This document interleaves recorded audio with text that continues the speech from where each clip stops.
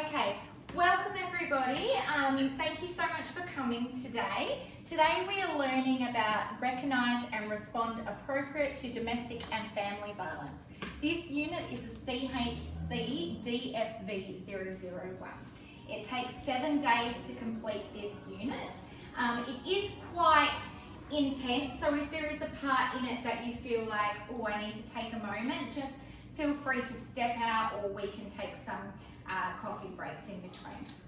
So when you arrived into the room, you did receive, most of you have received your numbers. I'm just going to give that one to yourself. There you go. Okay, don't open them, that's for later, but just it is important that you have them. Okay, so let's begin. So today, so I hope that you've read your DAP because that explained the what we will be doing in all these sessions. So that's very important, and I hope you have read it. If you haven't, or you have some questions, please let me know afterwards. Today our learning outcome will be identify and safety and well-being of those subject to domestic violence. Everyone has the right to be free from violence. Communities, responsibilities and prevention, domestic violence in group, culture or creed, empowering those affected by domestic violence, explaining the complex issue of domestic violence and impacts of domestic violence, physical, emotional, social, financial, well-being and safety of individuals and families. So after we complete this session, you should feel a lot more comfortable and knowledgeable of what domestic violence is on a different level. Okay? All right, does anybody have any questions before we begin? No? All right, let's get started. So just a quick reminder from the other day's class. I do hope that you have done your research on domestic violence and the history, because I will be I will be asking you guys to write up an assessment in regards to what you found in the history of domestic violence. So please make sure you've done that. So just some housekeeping before we do begin, just in case you weren't here last week. The toilets are in the next room just to your left. And if there is an emergency, because we are still technically in the women's prison, even though we're not right in it, we are in an office right next to it. So if one of our duresses goes off or you hear the alarm, we still do need to exit quite quickly. So please follow myself out as quick as possible. And please don't take anything with you. So I thought before we get into the nitty-gritty, we could just have a quick icebreaker. So I have planned, that's why you did get a piece of paper. So if you open your piece of paper now, you will see that you have a number. And I have chosen previously the person to have a chocolate with the right number. So who here likes Kit Kats? Oh, lots of you. Okay, so it's gonna be a bit of a, we'll see how we go. Okay, and the lucky number is 2. Yes. Oh, Debbie, well done. Okay, please see me afterwards and I will give you that Kit Kat. Okay. Oh, Debbie, would you mind sharing something about yourself before we continue, just so we can get to know you a little better? I'm a mum of 3 girls. Yeah. I'm married to my husband David. Yeah. And we live in Perth.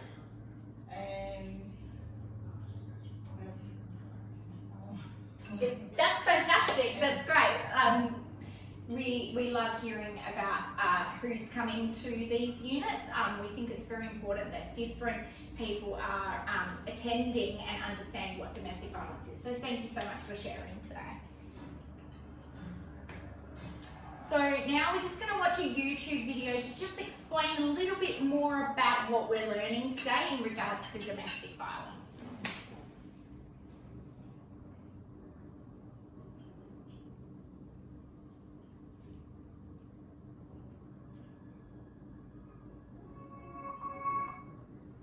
technology.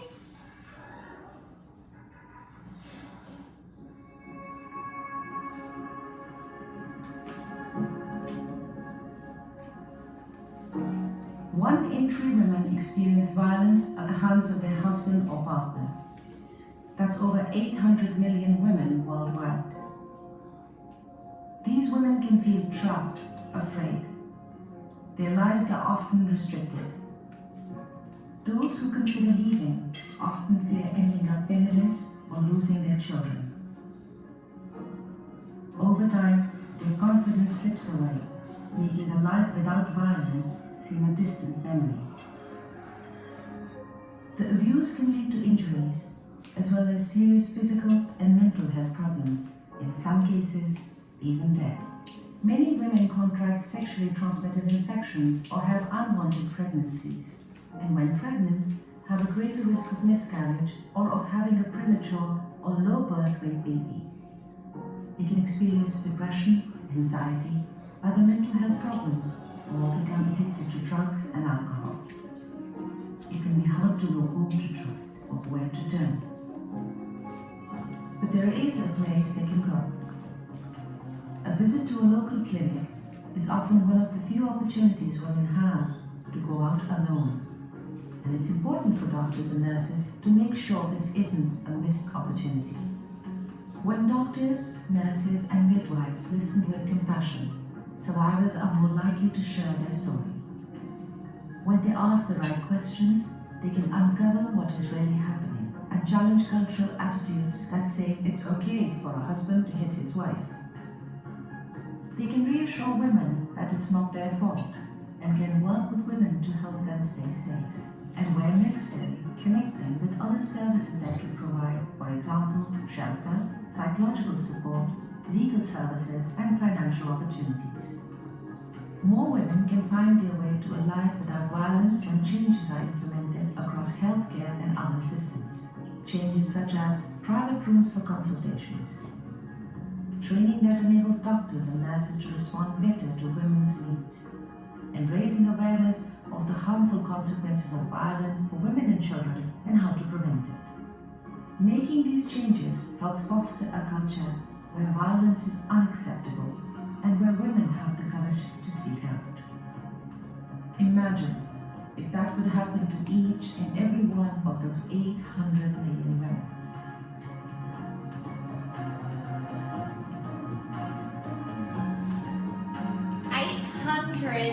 Million women worldwide. 800 million. That's just women. We also know that men have been affected by domestic violence as well. What's So, the statistics for men? sorry, what was that, Lisa? What's the statistics for men? Off the top of my head, I actually don't know, but I would love to research that. So maybe you could research that and get back to us next week. Okay. Yeah, that sounds great. We'd love to hear what you've found. Okay, so let's move on to the next slide.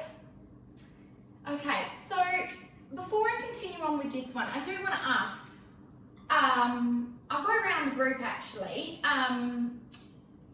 Put your hand up if you've got something to contribute with what we just saw on that YouTube video. Is there something that you didn't know before? Is there something that impacted you? Is there a question you might have? Debbie? I didn't know that it was that many. It is a lot, isn't it? Yeah, I didn't know that. it is a lot. I know it's spread over the time, but that's a high number. It's a very high number. It's a bit of a shock, you know, you don't expect it to be Yeah. that. Yeah, it's a big number. Anybody else got any questions before we get right into it? Okay, great. So today we're going to be learning about what is a power and a control wheel. It looks like this. It says physical, violence, sexual, and it has all these different parts in it. I have printed, as I can see, that it is quite small. I have printed one for each of you. Thank you. Welcome.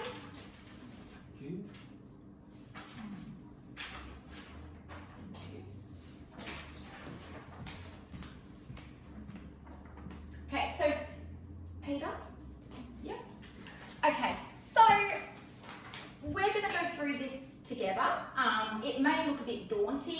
not understanding what it is. So don't worry, we are going to slowly move our way through. If you do have any questions and you feel like it's very relevant to say now, please do. Otherwise, we can car park it, which basically means right at the end, any questions that you have, please feel free to ask me. Just use your pen and paper that I've provided you with, and we can go through that together. Next slide.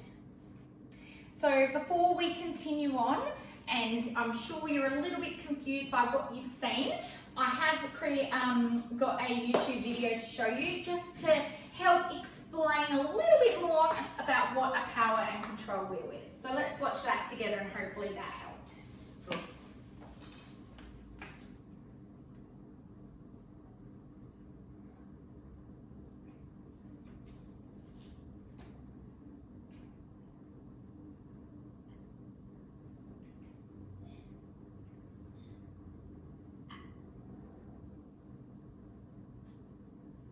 Oh, technology.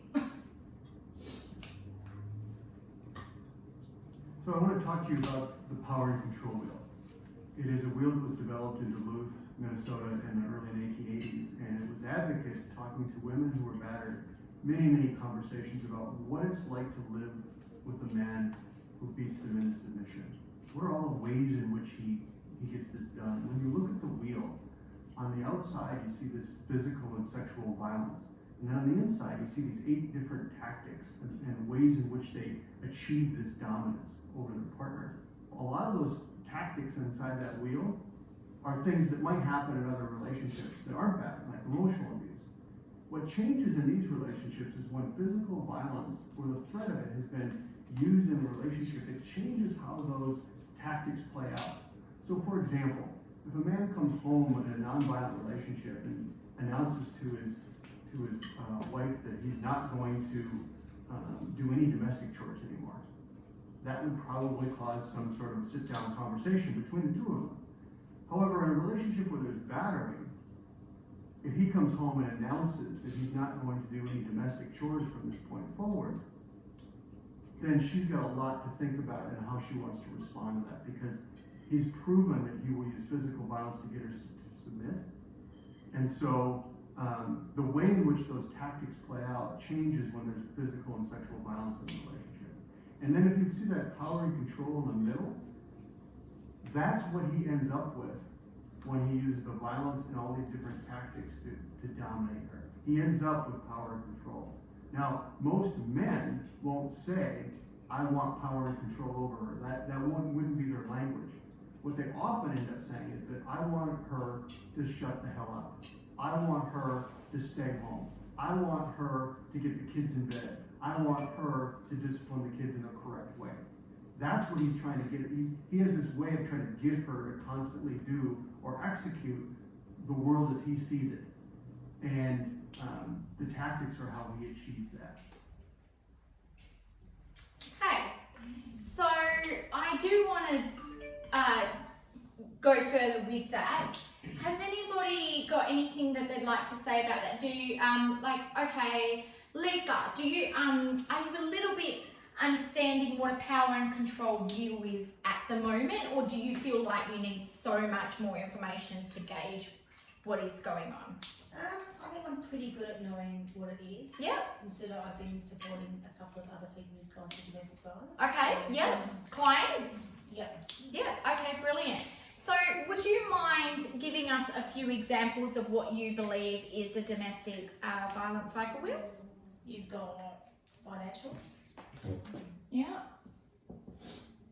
Yeah. is when the person is in charge of all the financial bills and won't have any input. The Yeah. other person have any input whatsoever. Okay, great. We're definitely going to go further into that, but yes, that is a huge one. Anything else you'd like to mention? There's the manipulation. Control? Yep, control, manipulation. Yeah. Okay. Dave, what about yourself? Do you know anything about domestic violence or anything about the domestic violence wheel? I haven't experienced it, but I think probably something like, it said, the sort of, women could be intimidated. Yeah. You know, sort of made to feel Like as if they're not self-esteem? worthy. Yeah. Yeah. Sort of thing, yeah. Brilliant. And use that as a weapon? As a weapon, as a power for the top of it. Yeah, beautiful. Okay. So it sounds like we're getting a little bit of a grasp of what we will be learning today. Let's move on so we can explain it further.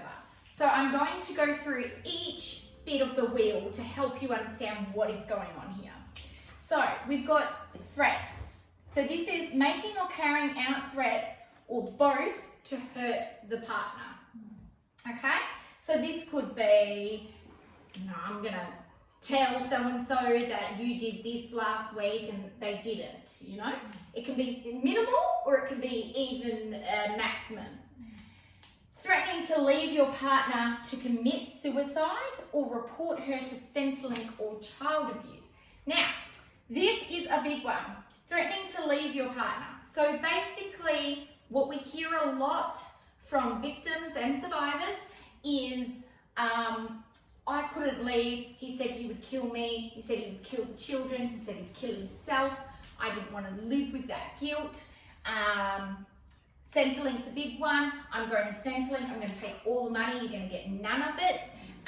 And child abuse is big too. So what they do there is, what we've heard through research, is basically they go to child protection and they say, she's beating our kid up, and actually use the bruises that he's done to blame it on her.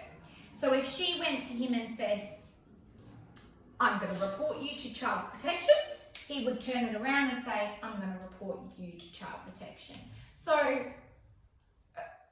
okay, so Debbie, what do you see the problem there? What is happening to that woman? Why wouldn't she want to go to child protection to ask for help? Probably because she's worried that he'll hurt her and Yeah. her children. Exactly. So what are we hearing there? What's the word we're hearing there? What is he using? Is it- Manipulation. It starts with an F. Anyone? Fear. Fear. He's using fear as his tactic. Mm. Okay? Making your partner drop criminal charges against you. We hear this a lot. This is when the victim will go get a restraining order, and he will say, drop that restraining order, I'm going to come kill you. He uses words like that. Making your partner do illegal things, working in the women's prison. Many times, personally, I've heard survivors mention that they had to sell drugs, that they had to get into sex trafficking. So basically they take all that power away from that lady and make her do things that she probably doesn't want to do and is illegal. Okay? Does anybody have any questions before we move on to the next one? Okay. No? Great. Next slide. Using intimidation. Who's heard this one before? Lisa, I'm sure you have with your clients. Oh, yeah, all the time. All the time, yeah. So let's go through some of them. We've got making your partner afraid through actions, gestures, or looks, even looks. So they can just give that look and that woman knows she's got to back off. Smashing things, big one. Destroying your partner's property. Okay, so what I've heard from clients is they smash their phone so they can't make that communication. Okay, so when you're with your clients, have a think about, oh, hang on a sec, is her phone smashed? What's going on here? These are little things that you will pick up as you go. If you work with clients in their home and you see punched walls or punched doors, it's an indication. We need to be aware of this as caseworkers. Another one that I mention to people is if you have an inkling, now this doesn't go for clients, can't do this for clients, but if you had an inkling that a family member or a friend was in domestic violence and you noticed that they have a towel hanging over their door. If you get a chance, just look underneath the door and that will tell you. And more than likely, there's a punch in that door and she's trying to hide it from you. It's a very common one. Abusing pets. Oof, that's hard. That's hard to hear, hey? But it happens.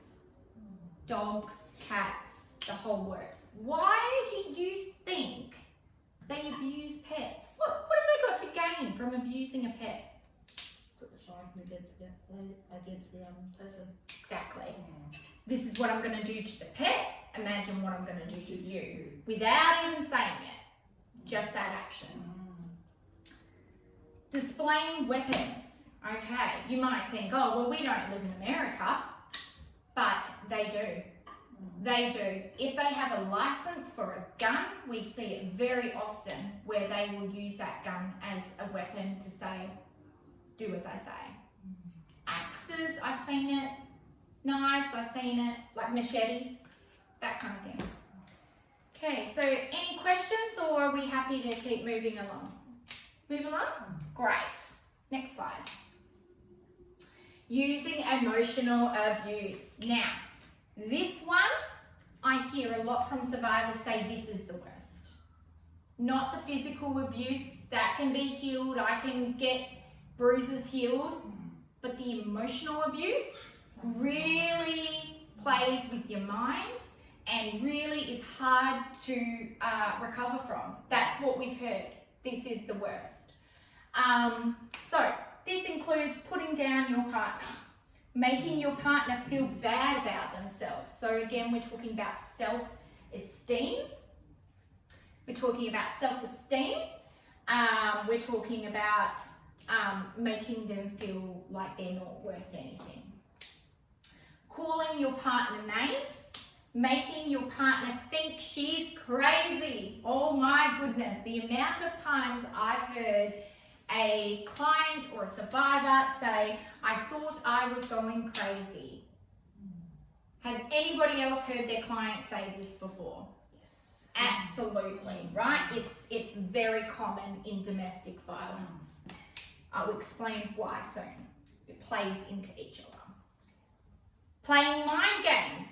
Again, we're intertwining. Humiliating your partner and making your partner feel guilty. Making your partner feel guilty. What could that look like? Here's an example. It could be as simple as the lady has gone and got her kids from school and is doing homework and hasn't made it to do the dishes yet. And he comes home and goes, oh, you're so useless, you haven't even done my dishes. Guilt. And what's the other thing he's doing? What's this? Playing games. No, calling your partner's names. So he's doing all the different ones in there. Okay? So let's move on. So using isolation, again, I'm sure you've heard your client say this. I wasn't allowed to see anyone, wasn't allowed to talk to anyone. And what's interesting about domestic violence that we found due to research is it does increase as time goes on. So it may start off with something very, oh, we just argue. And then once he gets away with that, it's then, oh, he just pushed me. Or, oh, he just hit me. Or he just strangled. It just keeps going. It escalates as time goes on. That's what we found. So, controlling what your partner does, who they see and talk to, what they read and where they go. Huge power control there. So they're not having the right to be an adult, to have freedom, really. If you have to constantly know where someone is, let's say she's having a coffee with her girlfriend and she's getting call after call after call, where are you, who are you with, blah, blah, blah. It's just unacceptable. It's not okay. Limiting your partner's involvement in activities outside the home. Again, we see this. A lot of the ladies won't have jobs, won't have hobbies, nothing. It all revolves around the perpetrator and what he wants for her. Using jealousy to justify actions. Okay, is everybody okay, or does anyone have any questions? I know that this is heavy stuff, but it is a very important knowledge, especially for your clients. Next slide, please. Okay, so now we're going to go back to talking about what we were talking about previously. Remember how I said it was going to entwine? It's going to entwine. Minimizing, denying, and blaming. So first up, we got making light of abuse and not taking partner's concerns about it seriously. What I want to talk about this one is, what do you think this is? Can somebody give me an example of what they think that is?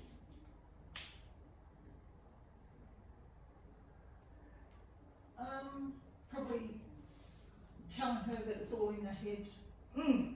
and that didn't happen. That's all in your head. So. Almost. It's more like he pushes her and then he says, well, you deserved it. Like, it's not a concern to him. What he's done to her isn't a concern. It's not taken seriously. You deserved it. I don't care. See ya.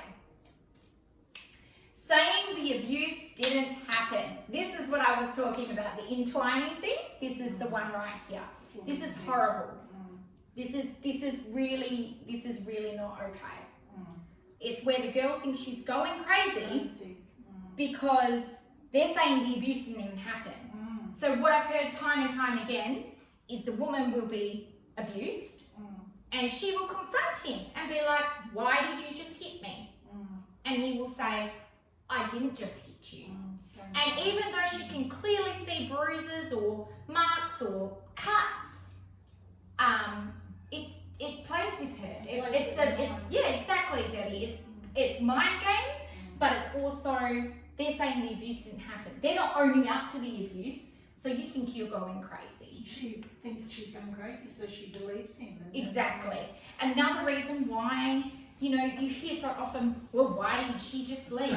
This is all playing into why she doesn't just leave. It's helping you understand the bigger picture behind the front door. Shifting responsibility for the abusive behaviour. I'm sure we've heard that one before. The perpetrator will not own up to what he has done. It has always been somebody else's fault. Okay? So he abuses her or the child.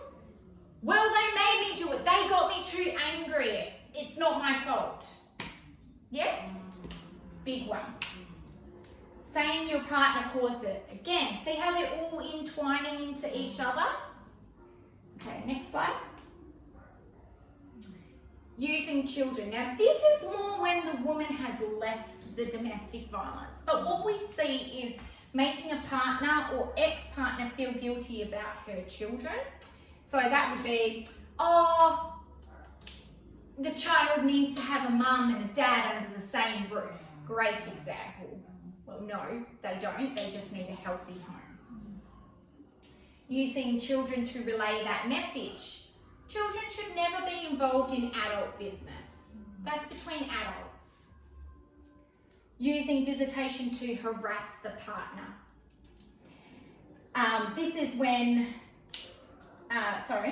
when visitation is used as a pawn. So the child isn't, I'm going to watch what I say here. But basically what I'm saying is the child is used as a chess piece to play mind games with that lady. So it's not about the child, it's about the game. If that makes sense. If it doesn't, we can move into it further. Threatening to take the child away. I'm not bringing the child back after visitation. You'll never see that child again, and sometimes I'm going to kill the child and myself, as we've seen previously in news reports, which is very sad. Next slide. Using economic abuse.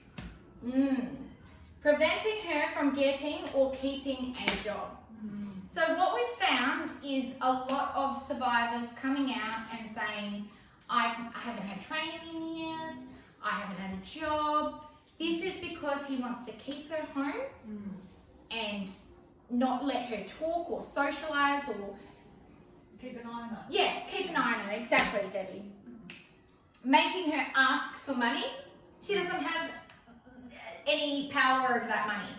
She doesn't know where that money's been or gone or anything.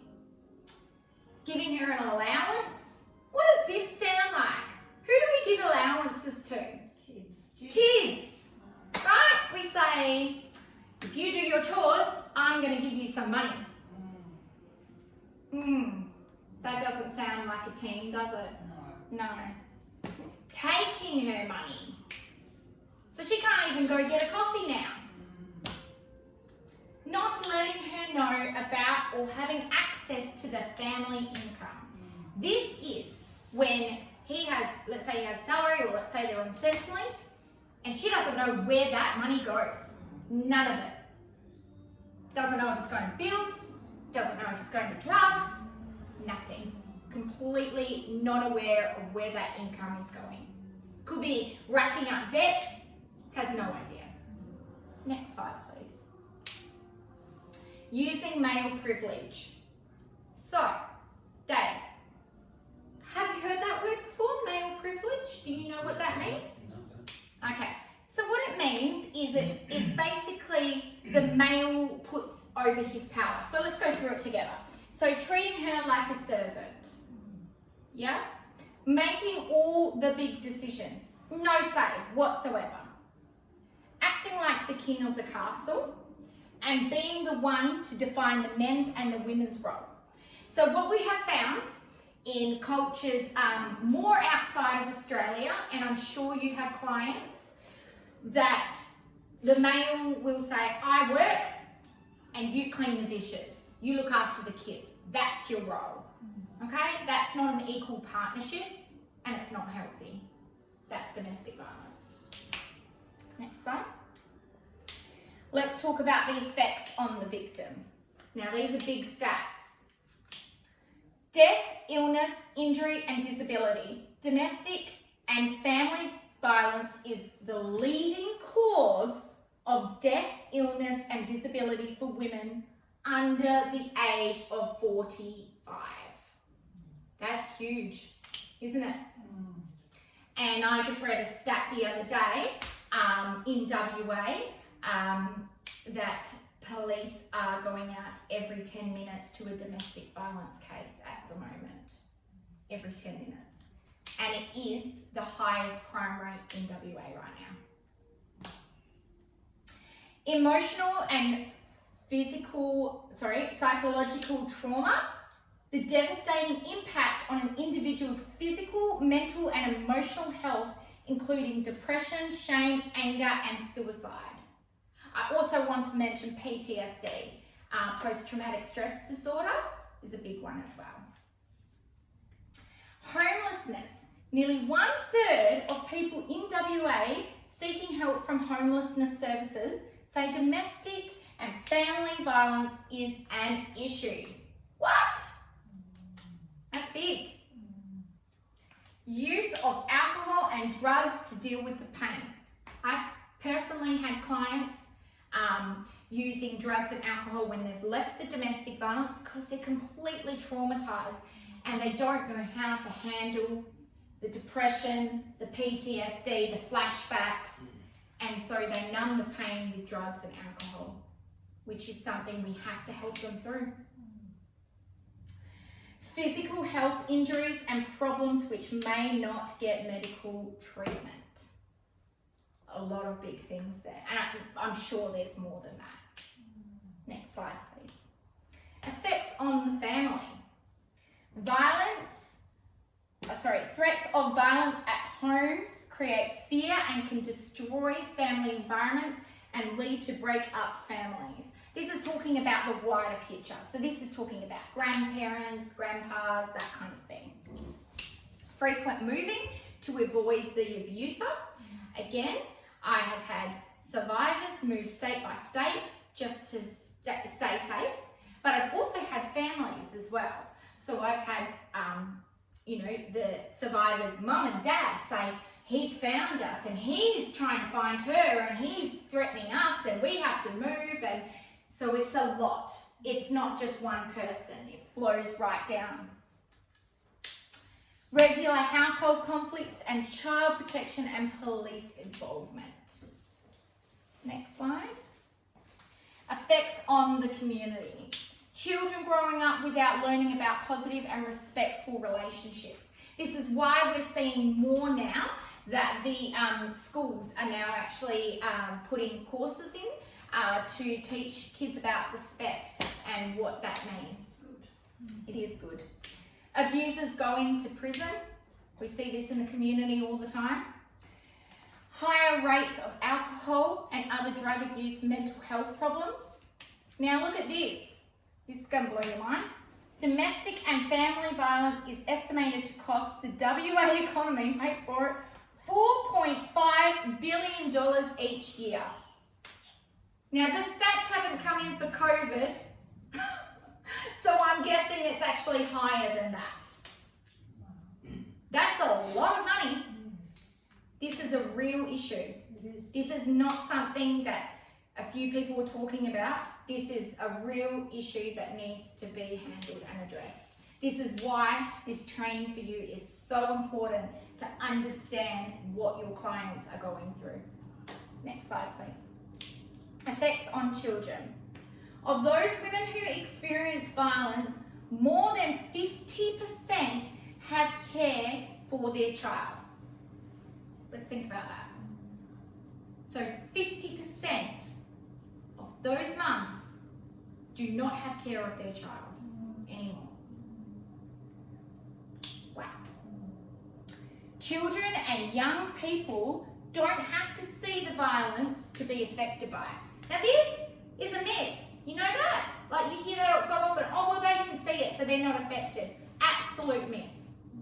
They do get affected. Even babies get affected by hearing it or seeing or feeling it.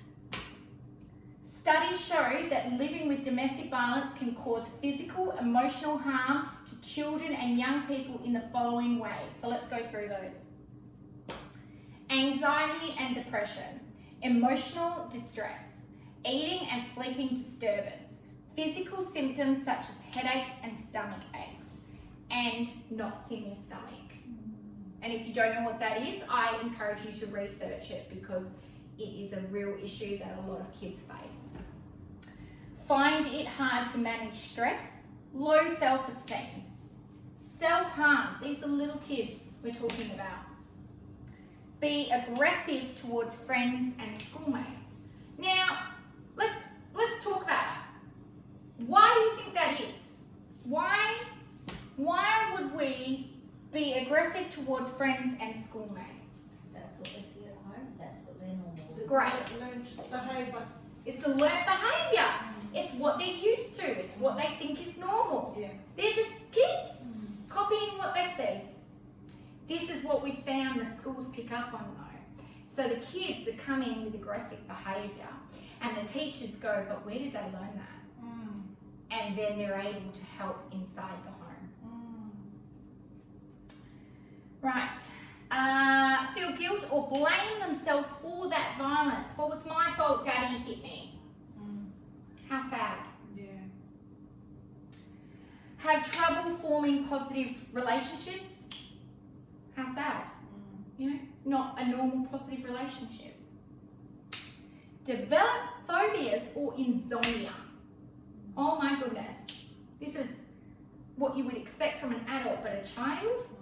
Does anyone know what insomnia is? Can you tell the class? Insomnia. Yeah. You can't sleep. You can't sleep. Your body won't let you physically sleep. Exactly. So you can imagine the stress level if they can't sleep. They're on eggshells, aren't they? Right. Struggle with going to school and doing schoolwork. Now this one is quite interesting. Using bullying behaviour or becoming a target for a bully. Again, what do you think that is? Low self-esteem. Low self-esteem. Anything else? Watching the person do it to the woman, Exactly. dad or partner or whatever, Yeah. and think, okay, I'm the same male, I can do the same thing. Exactly. Difficulty concentrating, finding it hard to problem solve. Why? Because they're not being taught it at home. And having less empathy and caring for others. Oh, that's really sad, isn't it? Keep in mind, research shows, this is extremely sad to say, but if a child is in a domestic violence home, it is more common that they will become a perpetrator or a victim of domestic violence because it feels normal to them. It's what they know. It's not their fault, it's what they've learnt. Yeah. This is the domestic violence cycle wheel I'm telling you about. It just keeps going, generation and generation. Next slide, please. You see a lot of that behaviour in childcare under Yep. the age of 5. Wow. Yeah. Did you know that they brought out, a lady brought out a children's book that, let's see if I can draw it. So she brought out a children's book and let's say Teddy Bear. Okay, Teddy Bear. And Teddy Bear pushes Mum, right? And they've been saying that a lot of the kids will go, oh, that happens at my home. Teddy Bear's like my dad. And they're able to pick up much quicker the domestic violence. Because the sooner they pick it up, the sooner they can interfere and make sure that child is safe. Because that's number one. Children's safety and the lady's safety. That's good, isn't it? Yes, Wow. it's a great thing that's coming up. So let's just go through what we've learned today because time flies. So if we can just go back to the first slide. We're just going to reflect on what we've learned today. Further down. Yep. So we learned about the power and control wheel and what that is. And I'm hoping you have a more clear idea of what that is. I'm sure you do. I hope you do. I'll get it back from your feedback anyway and your assessments. Next slide. Next slide. We talked about threats and what is that? Next slide. Intimidation and how big that plays a part. Using emotional abuse and the different ones. Yeah, the different ones. Isolation. Is your client hanging out with their friends? Are they hanging out with their family? When you say to them, because you might not know they're in domestic violence yet, you might be helping them with something completely different. Are they saying to you that they go hang out with friends? Do they have connections growing? Minimizing, denying, and blaming. Using children. Economic abuse, male privilege, effects on the victim, effects on the family, effects on the community, effects on children. Okay, so that's us reflecting. Now that PowerPoint is going to be available for you on your email anyway. I've sent it through to you so you can look back through it, you can print it off if you feel like it's going to be valuable to you at work. So I'm going to wrap it up and say thank you so much for being part of this unit. It's extremely important. We'll see you tomorrow for the next session and I will leave those feedback forms for you because it is important that I'm able to give you as much as I can. Thank you. Thank you.